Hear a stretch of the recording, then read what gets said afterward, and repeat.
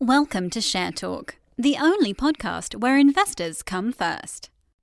Hi, this is Zak Mir with the weekend edition of the Bulletin Board Heroes here on Share Talk. It's Sunday, the 25th of April. Starting off with advanced Oncotherapy, and here we've got a two-day rebound off the 200-day moving average at 35 pence, while we're above the 200-day line, looking for a move towards the top of that rising trend channel from March last year as high as 50 pence, and in fact, could even be as high as 55 pence, depending on exactly where I draw the line. In terms of if you're cautious and maybe want to see a bit more evidence of upside, maybe breaking that line from January at 38 pence and the 20-day line, another penny of upside might be required for those who are still remain to be convinced about the upside scenario. But at least above 35, looking forward towards 50 pence plus over the course of the next 4 to 6 weeks, so maybe taking us into early June. On to a stock which has been a bit more difficult, let's say, than one would have liked it to be, given the fundamentals. A lot of choppy price action between January and now, but we've had a decent weekly close above the 200-day moving average for Bluebird Merchant Ventures. Friday's price action wholly above the 200-day line at 4.18 pence, and so while there's no end-of-day close back below the 200-day moving average, looking towards the top of that broadening triangle from May last year, as high as 7 pence by the end of June. This stage generally back below the 50-day line, 3.62, really delaying the upside scenario. Moving along to a stock which has had a good second half of the week, Bezant Resources. Here we're just finally breaking a line of resistance from November. We had a false dawn earlier in April through 0.25, so maybe the second time lucky, or maybe fifth time lucky if you look at all the other attempts to clear 0.3. In fact, I mean, if you are cautious of the shares, maybe 0.3 is a level to beat. It would be unlikely that we break 0.3 without then having some follow through. But otherwise, 0.25 plus on an end-of-day close basis should do the trick for Bezant on this occasion. Best case scenario target seems to be rather wild and optimistic, but it could be as high as 0.9 pence over the next 2 to 3 months. We'll see if that particular scenario pans out, obviously, but that's partly on the basis of that line of resistance from July last year, and also on the basis that in October and November, the shares seem to be quite keen to move to the upside, so that only took sort of 2 or 3 days to go through to 0.5 pence. Next up, a stock which is one of my favourites this weekend. I'm not quite sure I can reveal why, but here we go. Chamberlin, it's got a nice inverted head and shoulders formation there. We had a sort of bear trap below the 7 pence zone for the latter part of December. And we've come back now after suspension. And the view now is that while we're above 7 pence, looking for decent upside up to towards the top of that broadening triangle there from July last year as high as 17 pence, and looking for that by the end of June at this rate. Could be quicker, but the end of June maybe conservative time frame on Chamberlin. Another stock which seems to be reviving and rehabilitating itself at the moment is ETX. Here we've got a situation where e-Therapeutics, in other words, has broken that line of resistance from the middle of March, also closed the week above the 50-day moving average, and also made a new closing high for April, the old high 23.9 pence. So while we're above the broken March resistance line at 21 pence, looking for 36 pence at the top of a rising trend channel from May last year, and the time frame on that perhaps as soon as the end of next month. Onto a stock which is a perennial favourite amongst investors, perhaps hasn't done as well as they might have wished, especially with that decline that we had for March and April, which I have to say I missed out on. I didn't actually notice that, but we had a gap down through the 200-day moving average, which is never a good thing, but currently seems to be some interest towards post-July support, so 1.5 to 1.7 pence. And also, this could be the floor of a rising trend channel from June last year as well, around 1.8 pence. So a couple of plus points there. And also the way that even with this dive that we've had for the end of April, the RSI hasn't actually really gone any lower. So that does suggest bullish divergence accumulation in the stock.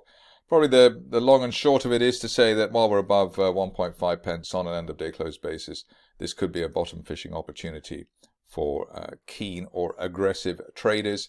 The upside then would be back towards 2.3, 2.5 pence, which is the consolidation zone that we had at the end of March and in the early part of this month. But a bit of a falling knife, but some people might be attracted to that.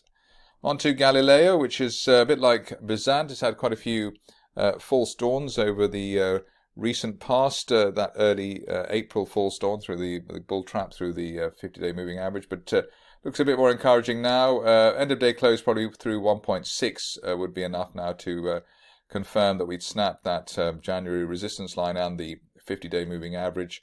Otherwise, if you are a bull of the stock while we're above the 200-day line, still rising at 1.21 pence, then you'd be looking for a return to the 2 pence area, which was the resistance on the way down in early February, and 2 pence plus maybe by the end of May is the time frame there.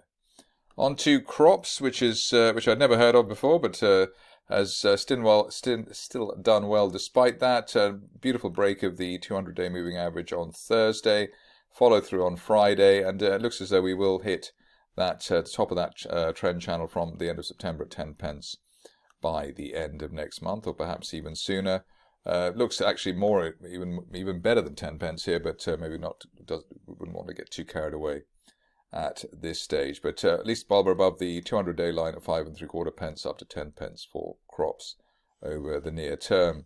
The stock, which took a long time to get its act together and get off the ground, but is starting to become a sort of getting a situation with increasing positive momentum, is Cadence Minerals. We had a target here previously at the October resistance line projection at 34 pence. That's valid while we hold above the late March resistance at 22, so above 22 up to 34.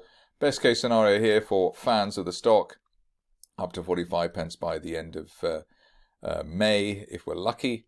Otherwise, sometime in June. But above 22 up to 45, the overall pattern there for Cadence Minerals. Let's see how that goes. Stock which was a winner on Friday, which managed to miss out on, is Location Sciences. Here you'll be able to see that the shares have been basically rebounding quite well over the recent past. Looks like there's a floor in place, and with the weekly close above the 50 and 200-day moving averages around the 0.47 mark, we could see the shares head towards retesting that February resistance at 0.95. If you are cautious of the stock, maybe wait for an end-of-day close above the initial April 0.55 resistance, but it looks as though the shares are finally on their way. Just 3 situations to go. Now, first one is Mustang, which has been a favourite of mine, not just because of the name, which is a cool name, but also because the shares have been performing well since the turn of the year. A bit of a 3 steps forward, 2 steps back type of situation, but looks like we're ready for the 3 steps forward now, above the 50-day moving average at 25 pence, looking towards that December resistance line projection as high as 65 pence by the end of June, which obviously is a punchy call, but we do have 25 pence or an end-of-day close just below that as the stop loss, so the risk-reward seems to be quite good. And there is a support line there from February as well. The MACD indicator also just about to go into a buy cross, so maybe that will give some comfort to some traders who like that sort of thing. On to Universe Group, stock which I don't think I've covered for ages, but here we've had 2 gaps to the upside during April, which is normally a good sign. First of them was above the 200-day moving average, which is an even better sign. And the view is that while we're above the top of the first gap at 5 pence, we're looking towards 10 pence at a June resistance line projection from last year, and that could be seen as soon as the end of May. Good to see a stock back in business, at least technically. Alien Metals have regular chats with Bill Brody. It's always an informative affair, and here we've got a rebound off the floor of that rising trend channel from September, just around the 0.9 pence. While we're above 0.9, then looking for as high as 2.5 pence on probably by the end of June. And if you are cautious, you'd wait for an end-of-day close through that February resistance line at 1.1 pence. But above 1.1 could lead to 2.5 pence as soon as the end of June, so sort of 2-month view on alien metals. That's it from me today. More updates during the week.